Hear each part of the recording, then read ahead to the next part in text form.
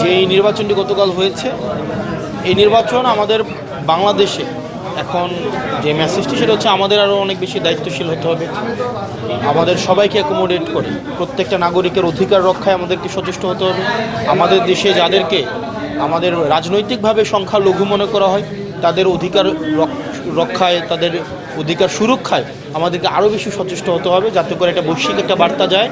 বাংলাদেশ হচ্ছে, তারা তো বেসিকলি হচ্ছে আমাদের যারা রাজনৈতিকভাবে সংখ্যালঘু যাদেরকে মনে করা হয়, কিন্তু যারা আমরা মনে করি যারা আমাদের এই ইতিহাস ঐতিহ্য বাংলাদেশের সভ্যতা উৎপত্তির একটি অবিচ্ছেদ্য অংশ, আমাদের হিন্দু বৌদ্ধ খ্রিস্টান, আমাদের যে সাম্প্রদায়িক যে সম্প্রীতির যে বাংলাদেশ, সেই সম্প্রীতির বাংলাদেশকে সবসময় নেতিবাচকভাবে উপস্থাপনের যে একটা প্রচেষ্টা রয়েছে, এই প্রচেষ্টার প্রতি আমরা সম্প্রীতির মধ্য দিয়ে এই বার্তাটি দেওয়া যে আসলে এই বাংলাদেশ হচ্ছে এমন একটি জায়গা যেটি সকল মতের, সকল পথের, সকল ধর্মের একটা সেফেস্ট একটা হচ্ছে ল্যান্ড।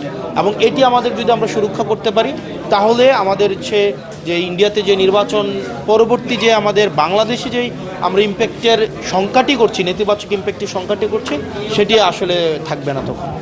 সুস্থলা পরিস্থিতি ক্রমশ অবনতি তো হচ্ছেই, যা আমরা দেখতে পাচ্ছি। এবং যিনি এই বিষয়ে দায়িত্বে রয়েছে, আমার মনে হয় যে এই প্রশ্নটি মাননীয় স্বরাষ্ট্রমন্ত্রী যিনি আছেন, মাননীয় স্বরাষ্ট্রমন্ত্রীর কাছে করলে মনে হয় সদুত্তরটি পাওয়া যাবে যে আসলে মানুষ তো বলছে এখন যে আইনশৃঙ্খলার ক্রমশ অবনতি হচ্ছে।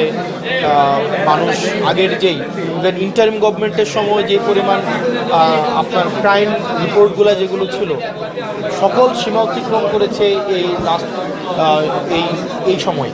তো আপনাদের কাছে বিনীত অনুরোধ থাকবে, আপনারা এই বিষয়গুলো স্বরাষ্ট্রমন্ত্রী কী পদক্ষেপ নিচ্ছেন ক্রাইম রিডিউস করার ক্ষেত্রে, এবং উনি দায়িত্ব গ্রহণ করার পরে ক্রাইম না কমে কেন বাড়ছে, এই বিষয়গুলো নিয়ে যদি উনাকে প্রশ্ন করেন, তাহলে সেই বিষয়ে উত্তর উনি যথাযথ দিতে পারবেন বলে মনে করি।